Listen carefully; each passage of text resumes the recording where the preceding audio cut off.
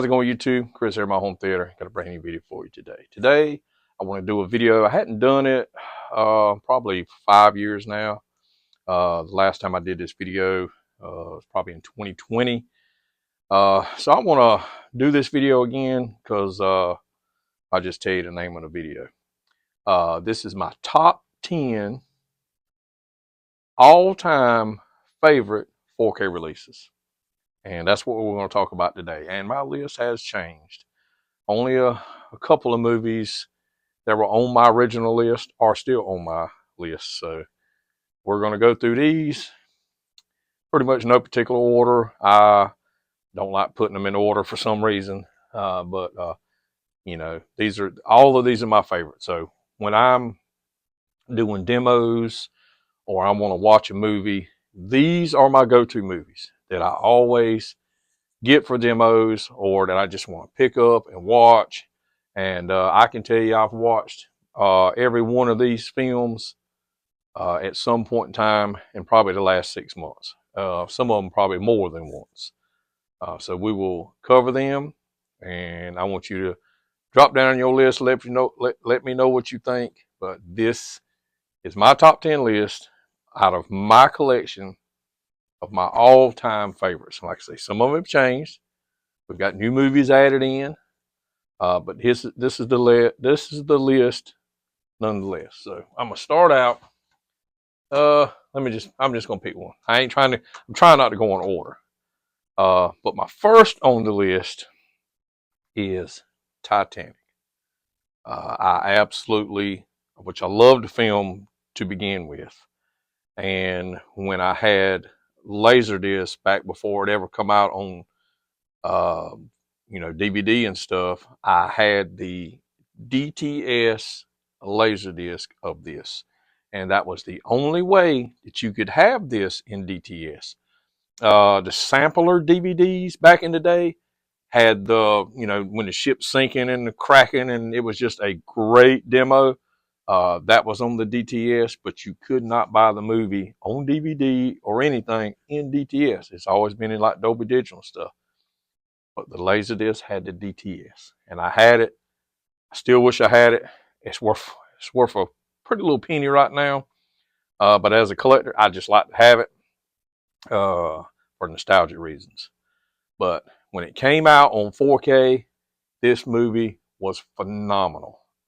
The video quality, the audio, the atmos track on this disc is phenomenal. The way, it's just the detail in the pictures, the detail in the sounds. This is one of my all-time favorite 4K releases. I love this movie. James Cameron did a phenomenal job with this film. This is one of his babies. And we'll cover the other two, so you already know what they are. We'll cover the other two here shortly. But this is a fantastic film. The disc is wonderful. I highly suggest it for anybody that wants it. And but this is on my top 10 list for sure. And the next one is an animated film. But I love these series of movies. I'm waiting on part 3 right now. And this is Spider-Man Across the Spider-Verse. They did an amazing job with this film. I love the animation style. I know the first Into the Spider-Verse was, to me, I think it was groundbreaking how they integrated so many different styles of animation into one film. And then I feel like they topped it with this one. It was amazing. I can appreciate everything about this film. And it's on my top 10 because I find myself putting this movie in, just enjoying the picture quality. And the sound quality is amazing. It's on my list, and it'll probably be on my list for a while. I'll try not to wait another 5 years or so to do another top 10 like this, because those lists can be ever changing to some aspect, because you know, other movies come out and you're just like, wow, that knocks this one off the list, and this one knocks that one off the list. And that's kind of what's happened with my original top 10. But I love this film. They did a good job on it. It's definitely worth to pick up. The next one is it is a crazy film. Picture quality, sound quality wise, it's incredible for demos, and that is Lucy. The picture quality of the eyeballs, the close-ups, and just everything about this movie is beautiful. It was shot cool. Just the video quality itself will put your projector or your display. It will really give it a workout. I mean, I can't say enough about this film. You know, not to mention that I absolutely love the film. Scarlett Johansson, Morgan Freeman. I mean, just great. It's great, and but it's definitely on my top 10 for a lot of reasons. Picture quality, sound quality. I like the movie itself, but I mean, there's just bass everywhere in this film. It's everywhere. I mean, it rocks too. Demo worthy. A lot of scenes on here. Shootouts, all kinds of stuff. Explosions, whatever it is. Great film. Definitely worthy on my top 10. Might not be on your top 10, but it is on my top 10 for sure of my favorite 4Ks of all time. Like I said, I find myself, you know, when I really don't see anything I want to watch, I'll go and I'll grab one of these films because that's just how much I like them, and they're always demo worthy in my opinion. All right, so I mentioned a while ago some of Cameron's films, and I mean, you can't talk about James Cameron and Titanic without mentioning Avatar.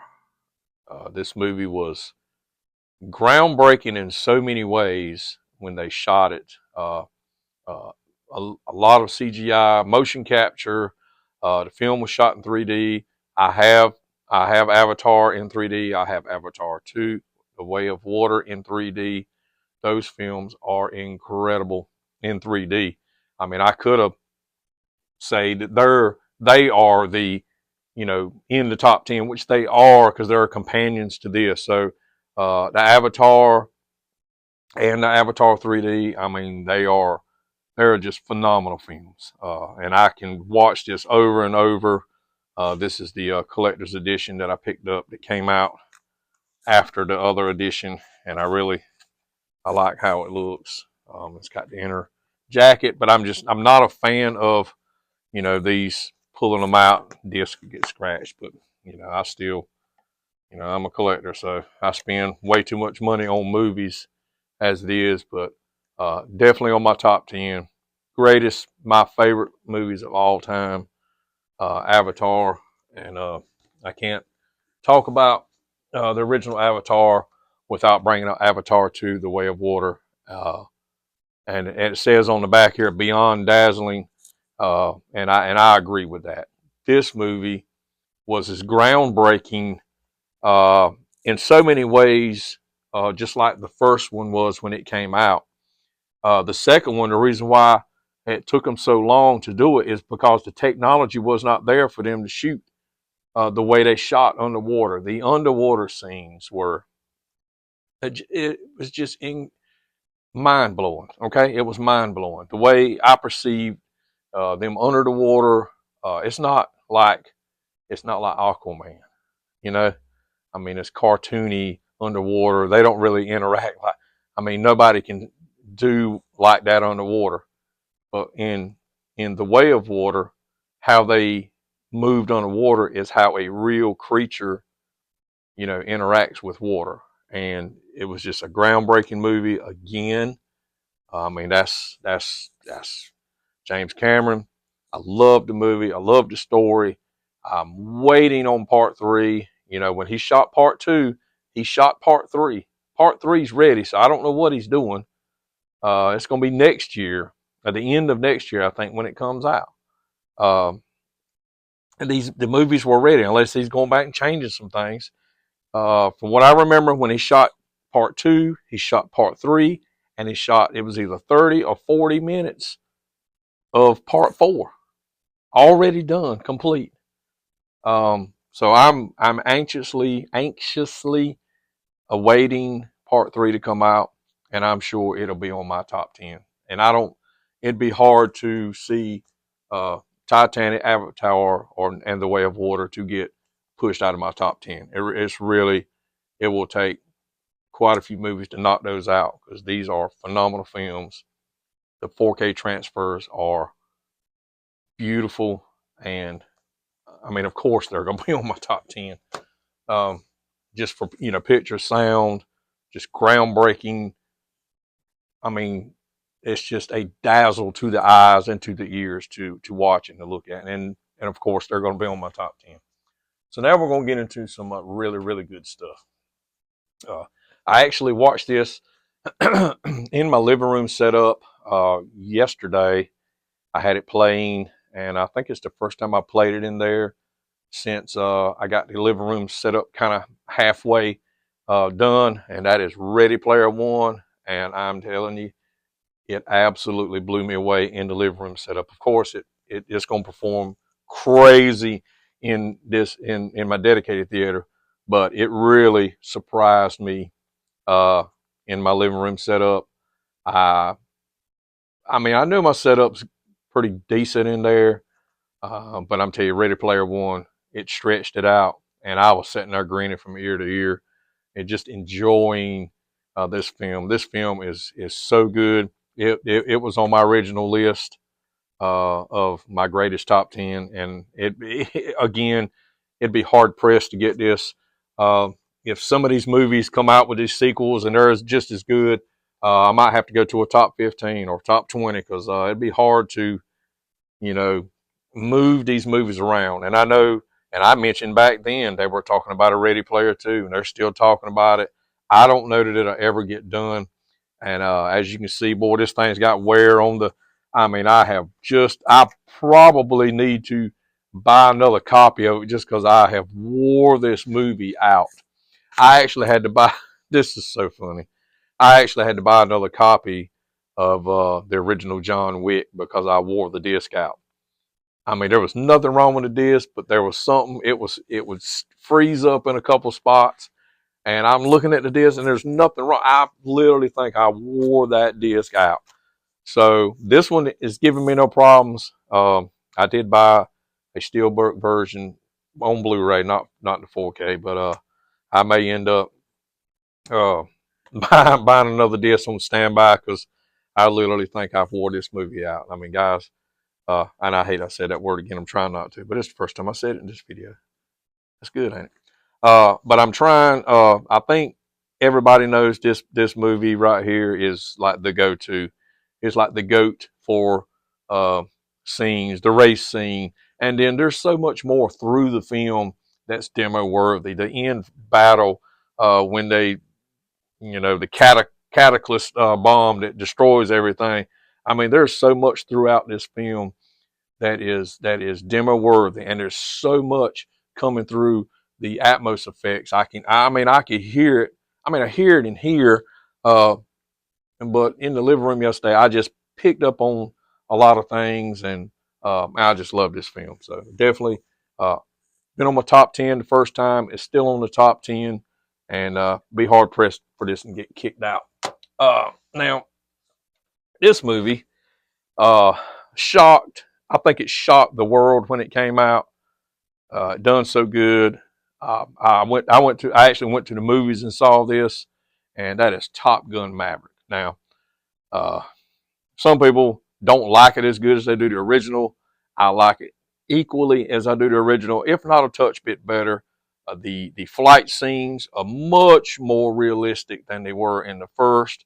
Now, in the first, granted, this movie was shot back in the 80s. So, from back in the 80s, it was a great film. The story, it was kind of original, or I guess, and I really liked the film. So for them to come back 35 years or so later and make this movie, and I think it blew everybody away. I mean, it made, what was it, 1.456 billion dollars. And I mean, that was, pretty much right after the pandemic, when the movies still wasn't up and running as good as they were prior to 2020. For this film to do that good, speaks volumes. And Tom Cruise held out, don't release the digital, and it paid off. This was a great film. The picture quality, all the flight scenes in this film, the way they shot it, looks just like they're flying, even though they're not flying. Tom Cruise can fly, but I think they told him, you can't fly a military aircraft. But the way they shot it made it look just like they were doing it. It's crazy how they did it. I think this movie was groundbreaking in so many ways, and they did a great job. Picture quality, sound wise, lots of demo scenes.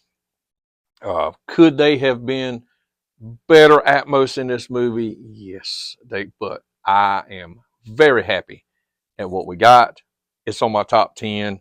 I could see this one maybe getting kicked off at some point in time, but still, it's a great film nonetheless. And this may be one of the times, if something else comes out, I might say, we're going to have to bump this up to a top 15. Because this is a great film. I use it on demos a lot.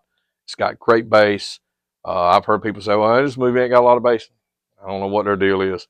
This movie has a lot of bass. It has a lot of surround effects. Not as much atmos as I would like, but a great film. On my top 10. Love it, love it, love it. Now we're getting into some really good stuff here. Really good stuff. This movie right here is, if you want to destroy your house or your theater or even the neighbor's house, put this movie in. And it's Godzilla, King of Monsters. This movie is insane in every way. Atmos, bass, low frequency, subsonic frequencies, and the movie itself is great. It is great. It's on the top 10. I don't think this movie was out when I did my original top 10. I'm sure it wouldn't, or maybe it was. I don't know. But anyway, it's on there now. I've watched this movie like 1,000 times and demoed it, and this movie is incredible, guys. So it's definitely on the top 10. It'll be on there a while. Like I said, we'll have to wait and see what comes out, but definitely a fantastic film. This is probably one of the better of the, I don't know if you call these Monsterverse or Legendary. Is it Legendary that does Monarch? Well, that's Monarch. That's the name of the thing. Yeah. Trying to remember the name of the, I think it's Legendary or whatever that does these films. But anyway, I mean, this is probably one of the better of the Monsterverse. Kong versus Godzilla was good. A New Empire wasn't as good. King Kong Skull Island is freaking amazing.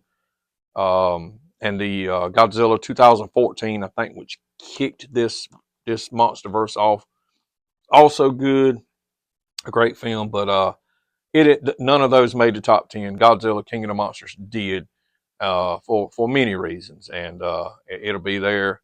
And I love this film. Now, got two more left. And speaking of Godzilla, you definitely can't talk about that Monsterverse. We have to talk about the GOAT. We got to talk about the GOAT, and this is Godzilla Minus One. I think this movie shocked the world. Of a $10 million budget. A $10 million budget. And won an Oscar. I mean, how crazy is that? Won an Oscar. Academy Award winner. There it is right there. Best visual effects. I mean, $10 million. And this right here, in these movies, not necessarily this one, but we'll say like a New Empire that came out of the same year this did. You're talking about a $250 to $300 million budget and couldn't hold a candle to this movie. I mean, that says a lot. And this movie shows you if you love a film, and I think the guy's name is Toho that did this. I mean, obviously he loves Godzilla. Okay. And he took that $10 million budget and he gave us the best Godzilla movie ever. Ever. I mean, there is no equal. Now, I loved Shin Godzilla. I think Shin Godzilla was good, but it ain't this. This movie was so mind blowing, and you just watch it. I mean, you know, uh, this is the U.S. release. I spent all the money for the Japanese release, but this is the U.S. release, and but I mean it's just the picture quality is beautiful. The visual effects. I mean it looks like Godzilla's actually a live being that they're filming with a high resolution camera. I mean it's crazy how good the visual effects interact with actual life. And the sound quality. The sound quality is crazy. The atmos effects, especially the bass, subsonic, shake your grandma's teeth. I mean, just crazy LFE. But a good movie. I mean, you care about the characters, and the characters really ain't even the main character. It's Godzilla. Godzilla, he's going back to his roots. He's just a menace. I mean, that's what he's doing. He's just a menace, and he's coming in to destroy or to do whatever. That's him. That's what he does. That's what he did back in the 1950s or whatever it was when Godzilla first came out. I mean, he'd come out of the water, come in, destroy Japan, and go on back about his business. That's what he did. You know. I mean, and I understand. Yeah, I mean, the MonsterVerse. They're titans, and they used to be the rulers of the earth, but now they want to team up and do this and do that. I get that. It's a different type of story. It's a good story, but it ain't Godzilla. Okay, Godzilla Minus One. It's on the list, and it'll probably stay on the list. This movie is phenomenal. I love it. I can't say enough good about it. It's a great film, and I want to applaud those guys that made this movie, Toho and his team. I applaud them. They did a tremendous job with this movie, and they deserve. I feel like they deserve more than best visual effects, but I'm happy with that. Godzilla finally, after however many years, got its day at the Academy Awards, and it won. And I'm so happy. I'm so happy. This movie is great, and I've talked enough about that. So now, last but not least, these are the films that were on the original list. So I told you it was only two that made the cut again. And again, these movies won't be going anywhere. No, these movies will always be my top 10, probably my favorite movies of all time. It's a trilogy, and this is the Lord of the Rings trilogy. I mean, this is cinematic movie at its best, in my opinion. And when I had these on DVD. Pretty sure I had them on Blu-ray, but when they came out on DVD, I had them back in the day. I don't think I ever remember having these on Laserdisc. Because when they came out, I think Laserdisc was pretty much gone. This has been in like 99, 2000 or so, like that. So, but yeah, these movies right here are they're just cinematic marvels. And Peter Jackson, he outdone himself exponentially when he made these films. The Hobbit was on the list. It fell off. they are good. A lot of people hate The Hobbit. I don't hate it. I like them, and they're good in their own rights. Did they really need to make 3 movies? Not really. They could have condensed it down a lot to 2 films. The Hobbit wasn't a very long book, but it's good in their own rights, and I enjoyed it. But it goes with the dish, and you get to learn a little bit about some other stuff, and what Bilbo went through. And I loved how they did Bilbo. You got to see a lot of iconic stuff from the book. I'm a fan. I'm a fan of The Hobbit, but it did fall off. Hey, too much other good stuff on here that couldn't be on here. That's my opinion. But Lord of the Rings. Looking forward to let's see, the War of Rohannan.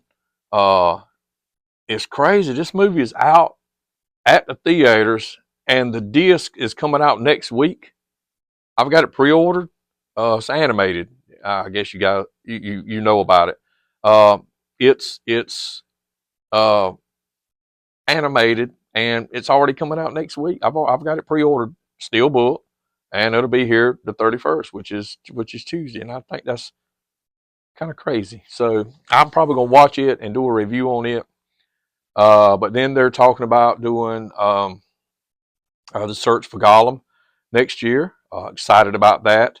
I'm not even going to mention the Rings of Power on Amazon. It's probably, I've watched it. The second season, I tried to get into it, but I don't know. I mean, maybe I should sit down and try to give it a try again. I was excited about the first season. I watched all of it. Second season come out, I was excited. I started watching it, and I don't know. I think Peter Jackson has spoiled me with these. This is, I mean, you can't. I don't think you can improve on these movies. They are great.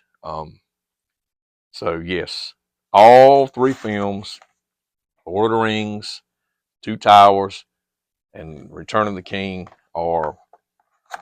and I love the extended versions. I like the extra stuff that they added in, that they left out of theatrical releases. I think it adds to the film. It's like, I watched the movies before the extended versions come out, and then it's like, I see some scenes and I'm like, huh? And then when I watch the extended version, I'm like, aha. You kind of, so I get why they cut stuff out, for pacing issues, and stuff like that, and runtime. Who wants to sit? It's hard enough to sit in the theater for 3 hours, which I will. I mean, I'm paying the money. I want to watch the movie, But Return of the King was like 4 hours, so that was a long time sitting there. And I don't know if they did breaks in the film, give you potty breaks, but 4 hours of eating popcorn and drinking a big soda, I'd have to take a potty break. But why I want to take a potty break? Because as soon as I get up to go, there's something going to happen on the screen. And when I come back, they're going to say, man, you missed what happened on the screen. That's normally what happens. Like, because I went to the bathroom, like, what I miss? What I miss? Oh, you missed it. So, but anyway, that is my top 10. Those are my top 10 favorite 4K releases of all time. And there's some others that I could probably do honorable mentions and stuff, and I won't do that. But those right there were very thought out, and for various reasons they're on my top 10, because I like the film. I think they did a phenomenal job on the transfer. I think they did a phenomenal job on the sound. So it was a lot of reasons for each and every one that I chose to be on my list. Now, your list, I look at, I see a lot of people's top 10 4K list. I watch a lot of the YouTubers, which are physical media collectors like me, and they'll have their top 10 4Ks this year, and I'll watch it and I'll be like, well, that, and I get it, because they are, all right, let's just say, I'm trying to remember what some that I heard. I think somebody's already did it. I know I watched some that did, the first half, and they would throw movies out there. It would be some, you know, off the wall, almost like a low budget type film that was did over in 4K, and it come out. I mean, it's a film that I don't have in my collection because I'm not into the slasher, you know what I mean? So their top tens are going to be a whole lot different from my top tens. And I don't throw rotten eggs at nobody's top tens. That's their preference. That's their list. They have their reasoning for their top tens, just like I have my reasons for my top tens. So I like watching people's top tens, and I'm like, well, that's an interesting, take that they picked that movie. But, I understand because I know pretty much what type of movies they enjoy. And I love watching top tens, favorite top 10 4K releases of the year, favorite of all time. I really enjoy watching those films, those videos. So I hope you enjoyed watching this video of my top 10 4K releases of all time, my favorite ones. And we're going to do some more videos coming. Man, I've been punching out videos left and right, just trying to take the time to do things that I've been needing to do. And this was one of them that I've been thinking about for a good while. And I made up my mind. I had to go back to work today. That's why I hadn't done it earlier today. So when I got home, I said, yep, I'm fixing to get my movies. I mean, I knew what to get because those are my go-to movies. So I hope you enjoyed it, and we'll catch you again in the next video.